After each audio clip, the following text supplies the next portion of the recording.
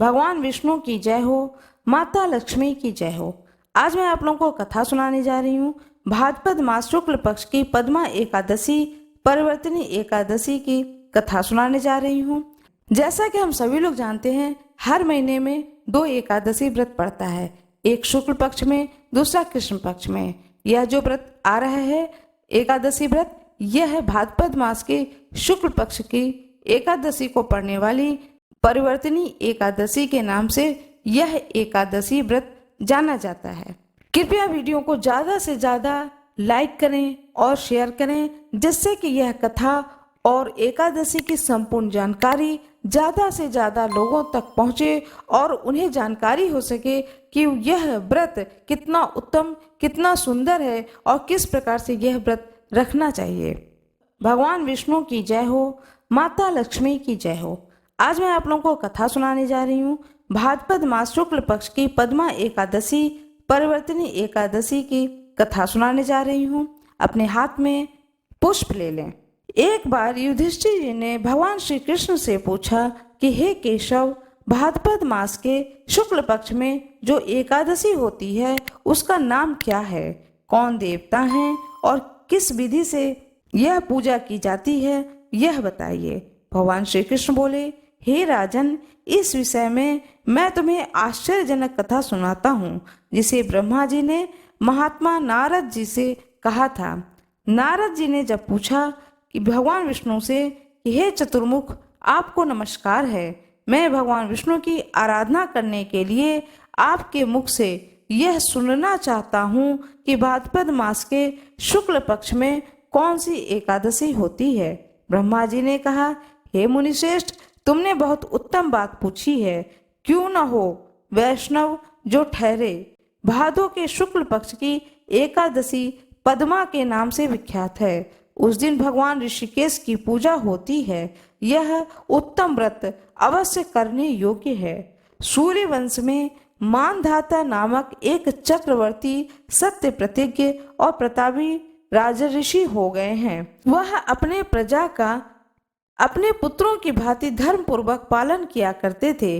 उनके राज्य में अकाल नहीं पड़ता था, मानसिक चिंताएं नहीं सताती थीं, व्याधियों का प्रकोप नहीं होता था। उनकी प्रजा निर्भय तथा धन धान्य से समृद्ध थी। महाराजा के कोष में केवल न्यायोपार्जित धन का ही संग्रह था। उनके राज्य में समस्त वर्णों और आश्रमों के लोग अपने अपने धर्म में लगे रहते थे। मानधाता के राज्य की भूमि कामधेनु के समान फल देने वाली थी। उनके राज्य करते समय प्रजा को बहुत सुख प्राप्त होता था। एक समय किसी कर्म का फल भोग प्राप्त होने पर राजा के राज्य में 3 वर्षों तक वर्षा नहीं हुई। इससे उनकी प्रजा भूख से पीड़ित हो नष्ट होने लगी। तब संपूर्ण प्रजा ने महाराज के पास जाकर इस प्रकार कहा। प्रजा बोली, हे नृपश्रेष्ठ, आपको प्रजा की बात सुननी चाहिए। पुराणों में मनीषी पुरुषों ने जल को नारा कहा है। वह नारा ही भगवान का आयन निवास स्थान है, इसलिए वे नारायण कहलाते हैं। नारायण स्वरूप भगवान विष्णु सर्वत्र व्यापक रूप में विराजमान हैं। वे ही मेघ स्वरूप होकर वर्षा करते हैं। वर्षा से अन्न पैदा होता है और अन्न से प्रजा का जीवन धारण होता है। हे नृपश्रेष्ठ, इस समय अन्न के बिना प्रजा का नाश हो रहा है, अतः ऐसा कोई उपाय कीजिए जिससे हमारे योग क्षेम का निर्वाह हो। राजा ने कहा कि आप लोगों का कथन सत्य है, क्योंकि अन्न को ब्रह्म कहा गया है। अन्न से प्राणी उत्पन्न होते हैं और अन्न से ही जगत जीवन धारण करता है। लोक में बहुधा ऐसा सुना जाता है तथा पुराणों में भी बहुत विस्तार के साथ ऐसा वर्णन है कि राजाओं के अत्याचार से प्रजा को पीड़ा होती है, किंतु जब मैं बुद्धि से विचार करता हूँ तो मुझे अपना किया हुआ कोई अपराध नहीं दिखाई देता। फिर भी मैं प्रजा के हित करने के लिए पूर्ण प्रयत्न करूंगा। ऐसा निश्चय करके राजा मानधाता ने इन्हें गिने व्यक्तियों को साथ लेकर विधाता को प्रणाम करके सघन वन की ओर चले गए। वहां जाकर मुख्य मुख्य मुनियों और तपस्वियों के आश्रमों पर घूमते फिरे। एक दिन उन्हें ब्रह्मपुत्र अंगिरा ऋषि का दर्शन हुआ।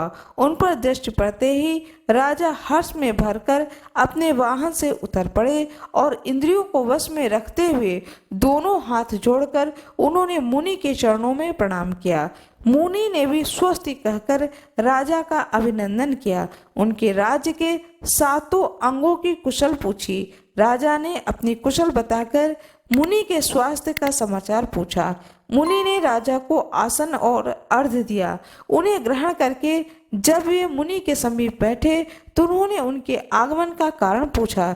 तब राजा ने कहा, भगवान, मैं अपने धर्म अनुकूल प्रणाली से पृथ्वी का पालन कर रहा था, फिर भी मेरे राज्य में वर्षा का अभाव हो गया। इसका क्या कारण है, मैं नहीं जानता। ऋषि बोले, हे राजन, यह सब युगों में उत्तम सतयुग है। इसमें सब लोग परमात्मा के चिंतन में लगे रहते हैं तथा इस समय धर्म अपने चारों चरणों से युक्त है। इस युग में केवल ब्राह्मण ही तपस्वी होते हैं, दूसरे लोग नहीं। किंतु महाराज, तुम्हारे राज्य में यह शूद्र तपस्या करता है, इसी कारण मेघ पानी नहीं बरसाता। तुम इसके प्रतिकार का यत्न करो जिससे कि यह अनावृष्टि का दोष शांत हो जाए। राजा ने कहा, हे मुनिवर, यह तो तपस्या में लगा है, दूसरा निरपराध है, अतः मैं इसका अनिष्ट नहीं करूंगा। आप उक्त दोष को शांत करने वाली किसी धर्म का उपदेश दीजिए। ऋषि बोले, राजन, यदि ऐसी बात है तो एकादशी व्रत का पालन करो। भाद्रपद मास के शुक्ल पक्ष में जो पद्मा नाम से एकादशी व्रत है, उसके व्रत के प्रभाव से निश्चय ही उत्तम वृष्टि होगी।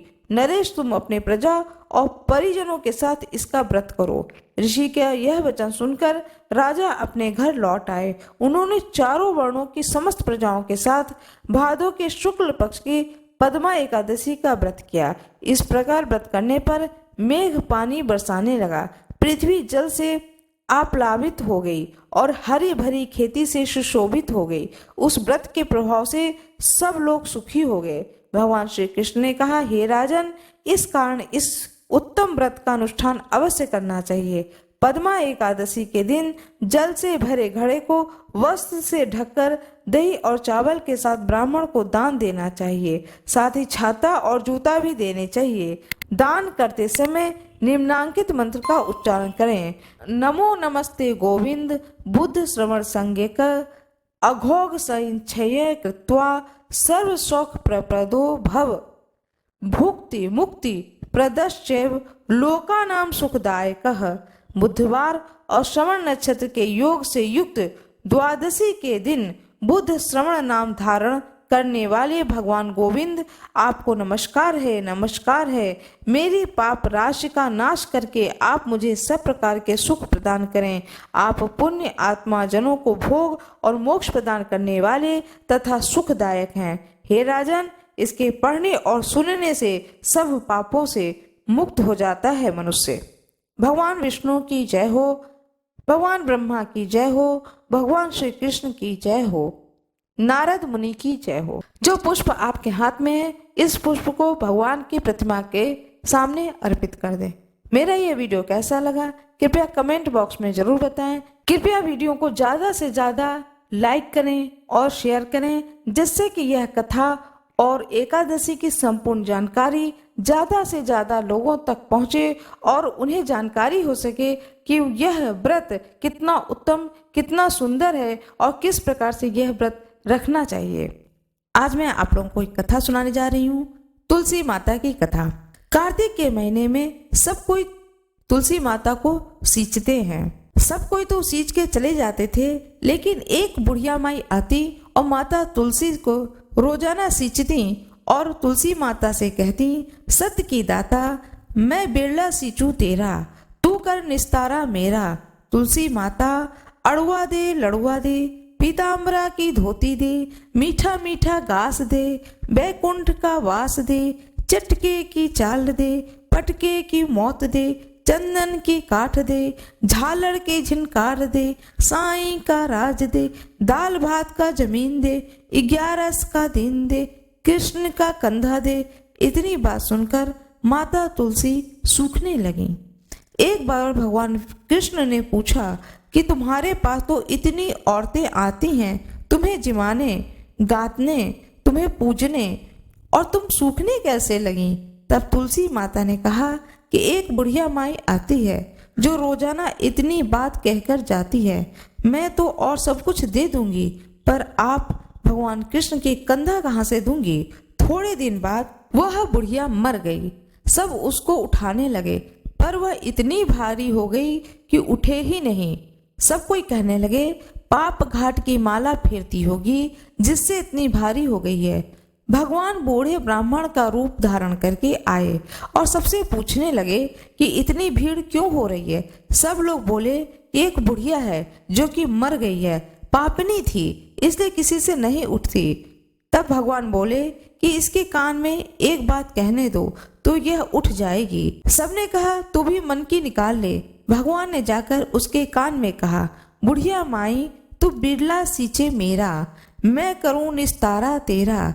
बुढ़िया माई अड़ुआ ले गड़ुआ ले, पीताम्बर की धोती ले, मीठा मीठा घास ले, बैकुंठ का बास ले, चटके की चाल ले, पटके की मौत ले, चंदन की काठ ले, झालर की झिनकार ले, साईं का राज ले, दाल भात का जमीन ले, कृष्ण का कंधा ले।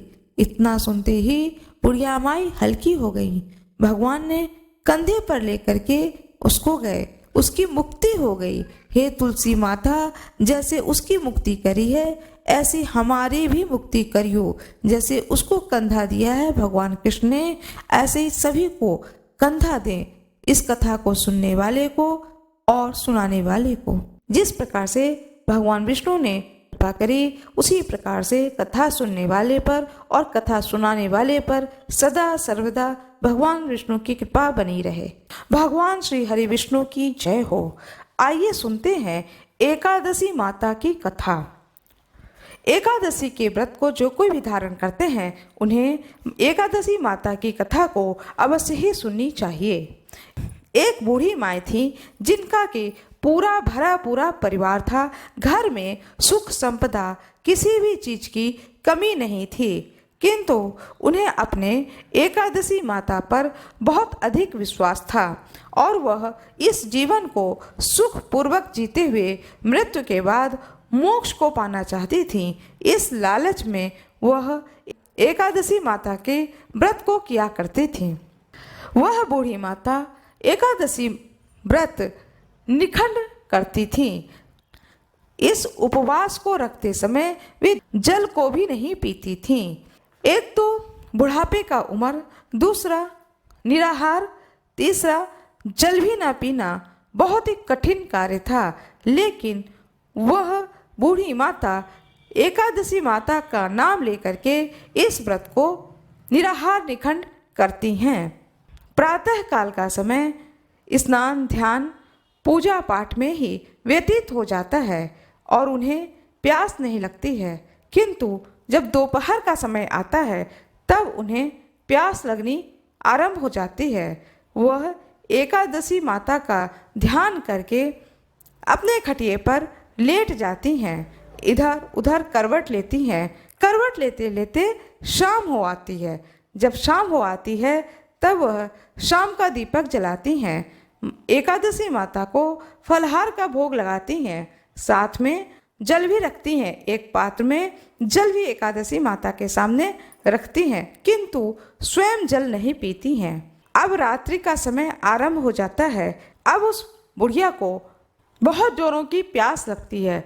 जब बहुत जोरों की प्यास लगती है तब अपने चेहरे को धोती हैं, कुल्ला करती हैं, ओठों पर पानी लगाती हैं। इस प्रकार से थोड़ा समय बीत जाता है। थोड़ी देर के बाद में वह खटिए पर जाकर के लेट जाती हैं, किंतु प्यास के कारण नींद ही नहीं आती है। उन्हें बेचैनी होने लगती है और कंठ सूखने लगता है। अब उन्हें लगता है कि मानो मेरे प्राण ही निकल जाएंगे और उनके मुंह से चीख निकल जाती है। उनकी आवाज़ को सुन करके नाती पोते, बेटा बहू सभी बाहर निकल आते हैं और कहते हैं, हे माता, तू इतना कठिन व्रत इस अवस्था में किस लिए कर रही हो? घर में किसी बात की कमी नहीं है, फिर यह व्रत क्यों कर रही हो? ये लो पानी पी लो। वह बुढ़िया कहती है, नहीं, मुझे पानी नहीं पीना है, मेरा कंठ बहुत सूख रहा था, तो मैं आकुल होकर के इतनी जोर से चिल्ला पड़ी, एकादशी माता मुझ में शक्ति दें, अब तो रात हो गई है, थोड़ा ही समय बाकी है प्रातः काल होने में। यह रात का समय भी माता रानी की कृपा से बीत जाएगा और मैं प्रातःकाल अपने व्रत का पारणा कर लूँगी। सभी लोग अपने अपने कमरे में जाने लगते हैं। तब वह अपने पोते से कहती है कि एक ठंडा पानी मेरी छाती पर रख दो, जिससे कि थोड़ा मुझे ठंडक महसूस होता रहेगा। उनके पोते ने एक पात्र में जल भर करके उनकी छाती पर रख दिया। थोड़ी देर तक तो बूढ़ी अम्मा को ठंडा ठंडा महसूस होता रहा। फिर वह महसूस करने लगी जैसे किसी ने उन्हें कुएं में ढकेल दिया हो और वह कुएं में पानी में तैरने लगी। फिर वह कुएं से किसी तरह से बाहर आ जाती हैं और उन्हें ऐसा महसूस होता है कि किसी ने आसपास कहीं पर आग जला दी हो और वह बहुत अधिक गर्मी महसूस करने लगती हैं। उसी समय एकादशी माता उस बुढ़िया की परीक्षा लेने के लिए एक कन्या का रूप धारण करके एक गिलास में शरबत लेकर आती हैं और कहती हैं, हे बूढ़ी अम्मा, ये लो शरबत पी लो, इससे तुम्हारी गर्मी शांत हो जाएगी और तुम्हें अच्छा लगेगा।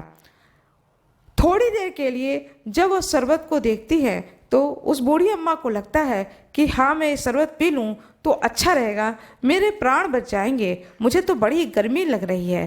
फिर उनके मन में विचार आता है कि मैंने सारा दिन व्रत कर लिया, रात आधी बीत चुकी है और अब मैं यह जल को पी लूँगी तो मेरा यह व्रत अधूरा ही रह जाएगा। वह कहती हैं, नहीं बिटिया, अभी मैं नहीं पीऊँगी, पारणा मैं सुबह सूर्योदय के बाद ही करूँगी। एकादशी माता आशीर्वाद देती हैं बूढ़ी माता को कि तुम जो यह तपस्या कर रही हो, तुम्हारी इच्छा की पूर्ति अवश्य ही होगी। ऐसा आशीर्वाद देकर एकादशी माता वहाँ से अंतर्ध्यान हो जाती हैं। इस बात की भनक उस बूढ़ी अम्मा को नहीं होती है। फिर जब आधी रात बीत जाती है तब फिर एकादशी माता सोचती हैं कि क्यों न मुर्गा बन करके टेर लगाऊं, बाग दूं, तो उसकी आवाज़ सुन करके यह बुढ़िया उठेगी और जल्दी से स्नान कर लेगी। फिर इस प्रकार से एकादशी माता उस बुढ़िया की परीक्षा लेना चाहती हैं। थोड़ी देर के बाद, अभी 2 घंटे ही बीते थे कि मुर्गे की बाग की आवाज़ आने लगी। बुढ़िया को ऐसा लगा कि मुर्गा कहीं से बाग दे रहा है, आवाज़ दे रहा है। उस आवाज़ को सुन करके बूढ़ी अम्मा घर के बाहर निकलती हैं और देखती हैं कि अभी तो रात के तारे चमक ही रहे हैं, सुबह के तारे तो दिखाई ही नहीं दे रहे हैं। तो यह रात में मुर्गा बाग क्यों दे रहा है, यह कैसी आवाज़ आ रही है। वह सोचती हैं कि मेरा बुढ़ापे की अवस्था है, मुझे कुछ गलत सुनाई दे रहा है। ऐसा सोच करके वह फिर खाट पर जाकर लेट जाती हैं और इस प्रकार एकादशी माता जो कि परीक्षा लेती हैं तो वह कहती हैं कि यह बूढ़ी अम्मा बड़े ही ढीठ है, यह जो है अपने व्रत को नहीं छोड़ेगी, यह दूसरे दिन सुबह ही व्रत का पारणा करेगी। ऐसा सोच करके एकादशी माता वहाँ से चली जाती हैं। फिर सुबह प्रातः काल होता है, जब सूर्योदय हो जाता है तब बूढ़ी अम्मा उठती हैं, स्नान ध्यान करती हैं, भगवान श्री हरि विष्णु की भक्ति से पूजा करती हैं, एकादशी माता की पूजा करती हैं। इस प्रकार से उन्होंने अपने एकादशी माता के व्रत को 24 घंटे बिना जल के पूरा किया और माता रानी का, एकादशी माता रानी की कृपा को पाया, उनके आशीर्वाद को पाया। एकादशी माता प्रसन्न होकर के रात्रि में ही कन्या रूप में आकर के उस बूढ़ी अम्मा को आशीर्वाद देती हैं कि तुम्हारी सारी मनोकामनाएं पूर्ण होगी।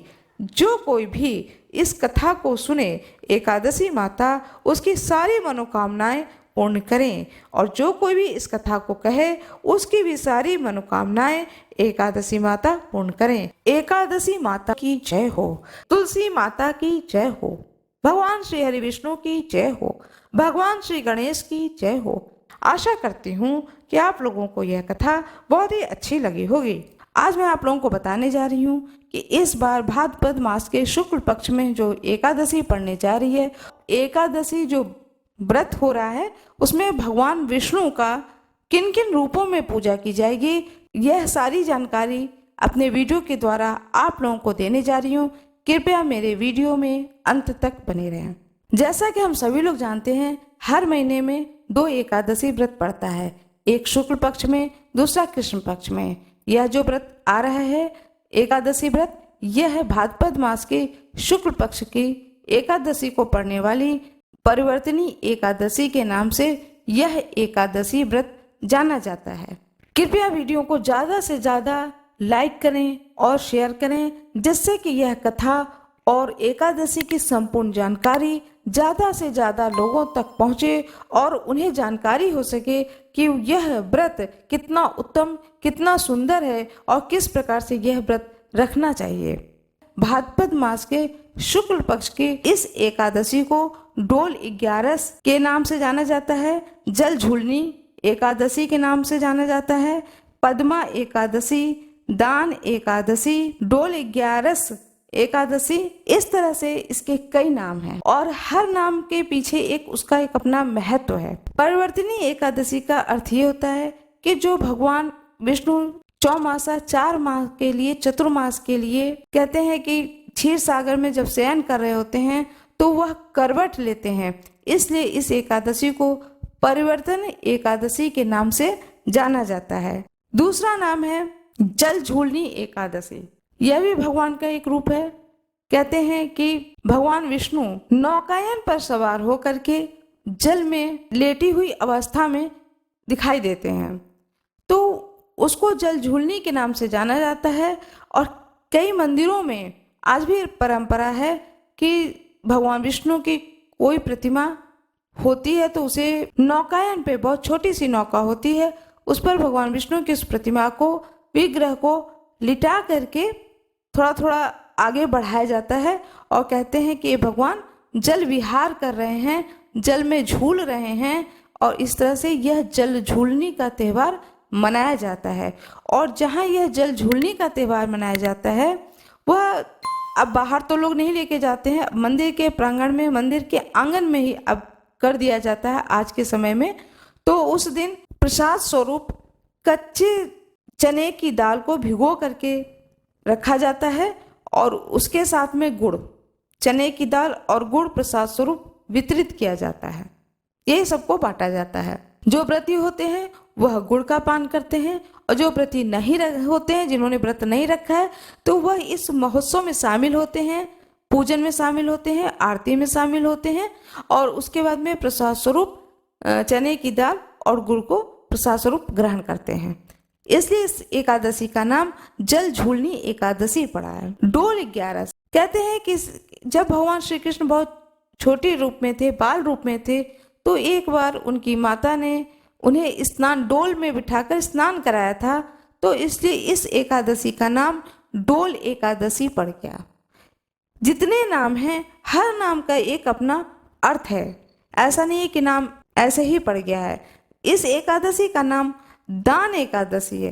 कहते हैं कि इस दिन जितना ज़्यादा से ज़्यादा हो सके गुप्त रूप से दान करना चाहिए, खास करके भगवान के मंदिरों में, भगवान के निमित्त की आपके वस्त्र के लिए मैं दान कर रही हूँ, आपके मंदिर में घंटा के लिए दान कर रही हूँ, इस तरह से यथाशक्ति अपना दान कर देना चाहिए, मंदिरों में दान पेटी में डालना चाहिए। इस एकादशी का नाम दान एकादशी भी पड़ा है।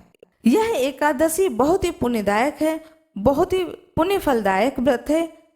कहते हैं कि इस व्रत को रखने से अश्वमेघ के यज्ञ के बराबर पुण्य की प्राप्ति होती है और करोड़ों यज्ञ जो कराते हैं उस यज्ञ के बराबर एक एकादशी का व्रत का फल प्राप्त होता है। इससे यह एकादशी बहुत ही फलदायी मानी गई है। एकादशी के दिन ब्रह्म मुहूर्त में उठ करके, ब्रह्म मुहूर्त का समय हम सभी लोग जानते हैं, प्रातः 4 बजे से लेकर सुबह के 6 बजे तक के समय को ब्रह्म मुहूर्त कहते हैं। इस मुहूर्त में उठना चाहिए। स्नान ध्यान करने के बाद में भगवान सूर्य को अर्घ्य दें, तुलसी जी की पूजन करें, तुलसी जी को धूप दीप दिखाएं, भोग लगाएं, यह तुलसी पूजन करना चाहिए। नित्य कर्म जो आप अपने घर में नित्य पूजा करते हैं उस पूजन को करें। पूजन करने के बाद में स्वयं से संकल्पित हों कि आज मैंने एकादशी के व्रत को धारण किया है और मैं एकादशी के व्रत का जो नियम है उन सारे नियमों को यथाशक्ति पालन करूंगा या करूंगी। लेकिन ऐसा नहीं है कि कोई एक नियम छूट जाए, तो भूल चूक हर एक इंसान से होती है। इसे भगवान के आगे खड़े होकर के हाथ जोड़ करके क्षमा प्रार्थना भी कर लेनी चाहिए। यदि आपके पास में भगवान वामन का फोटो हो तो भगवान वामन का रूप में भगवान विष्णु की पूजा अवश्य करनी चाहिए। एक पाटा या चौकी रखें, लाल या पीला वस्त्र बिछाएं उस चौकी के ऊपर। भगवान विष्णु की जो भी प्रतिमा हो आपके घर में, प्रतिमा हो विग्रह हो, उन्हें रखें उस पाटे के ऊपर। रखने के बाद में भगवान को जल से स्नान कराएं। यदि प्रतिमा है तो जल से स्नान कराएं और यदि फोटो है तो उसे फूल से पानी जल को छिड़क दें। इस तरह से भगवान का पूजा आरंभ करें। चंदन लगाएं, भगवान के माथे पे चंदन लगाएं, भगवान को फूलों की माला पहनाएं, फूल चढ़ाएं, भोग लगाएं। भोग में यथाशक्ति फल है, मेवा है, मिष्ठान है, इन चीज़ों का भोग लगाना चाहिए। भोग लगाने के बाद में कथा को सुने। कथा को सुनने के बाद में आरती करें। आरती करने के बाद में पूरे परिवार सहित उस प्रसाद को ग्रहण करें। एकादशी तिथि पर एक दिन पहले यानी 10वीं तिथि को ही तुलसी की पत्ती तोड़ लेनी चाहिए। 10वीं की रात में कोशिश करें कि लहसुन प्याज न खाएं, सात्विक भोजन खाएं। एकादशी के दिन जिन भी चीजों का भोग लगाएं उसमें तुलसी दल अवश्य डालें। एकादशी में खाना क्या है वह मैं आपको बता रही हूँ। फलाहारी रूप में क्या खाना चाहिए। जिन लोगों ने यह एकादशी व्रत किया है उन व्रती को फलाहारी नमक से बनी हुई जो भी फलाहार होते हैं वह बना करके खाना चाहिए। जैसे कि आप आलू के कलहर के खा सकते हैं, मूंगफली खा सकते हैं, मखाना खा सकते हैं, साबूदाने की खिचड़ी खा सकते हैं, कोटू के आटे की पूड़ी खा सकते हैं। यह सारी चीज़ें फलाहारी बना करके खाएं और बना करके जब आप रख लें तो सबसे पहले भगवान विष्णु के सामने तुलसी के दल डाल करके भोग लगाएं। भोग लगाने के बाद आप इन फलाहारों को ग्रहण करें। जो कोई भी भगवान वामन रूप का पूजा करना चाहते हैं वो इसी विधान से पूजा करें। भगवान वामन को भी भगवान विष्णु की ही तरह उनकी पूजा करनी चाहिए। लेकिन आपको व्रत रखना है, ये नहीं है कि आपने एकादशी जो व्रत कर रहे हैं उस व्रत को छोड़ दिया क्योंकि आज हमने भगवान वामन की पूजा की है। ऐसा नहीं है। आप भगवान वामन के रूप का, विग्रह का पूजन करिए, प्रतिमा का पूजा करिए, लेकिन एकादशी व्रत को धारण करना है, उस व्रत को करना है। इस प्रकार सारा दिन आप अपना एकादशी का व्रत करिए। एकादशी के दिन क्रोध नहीं करना चाहिए, किसी को अपशब्द नहीं बोलना चाहिए, किसी के साथ झगड़ा नहीं करना चाहिए, मौन धारण करके जाप करना चाहिए, भगवान विष्णु के मंत्रों का जाप करना चाहिए, विष्णु सहस्त्र नाम का पाठ कर पाए तो पाठ करना चाहिए और जितना ज्यादा से ज्यादा हो सके इस मंत्र का जाप करना चाहिए। ओम नमो भगवते वासुदेवाय, इस मंत्र का जाप करना चाहिए। अपना सारा समय भगवान विष्णु के प्रति स्वयं को समर्पित करते हुए बिताना चाहिए। कोई आकर आपके कानों में किसी की शिकायत कर रहा है तो उस शिकायत को नहीं सुनना चाहिए। कोशिश करनी चाहिए कि इन चीजों से बचें। इस दिन कुछ कार्य नहीं और भी हैं जो कुछ कार्य नहीं करने चाहिए। जैसे कोई भी व्रत हो तो व्रती को चाहिए कि उस दिन वो बालों की कटिंग ना करें, नाखूनों की कटिंग नहीं करनी चाहिए। ये सारी चीजें मना की जाती हैं कि जब कोई भी व्रत रखा जाता है तो ये कटिंग नहीं करनी चाहिए। न बालों की कटिंग करनी चाहिए और न ही नाखून की कटिंग करनी चाहिए और न ही शेव करना चाहिए। यह 3 कार्य नहीं करने चाहिए।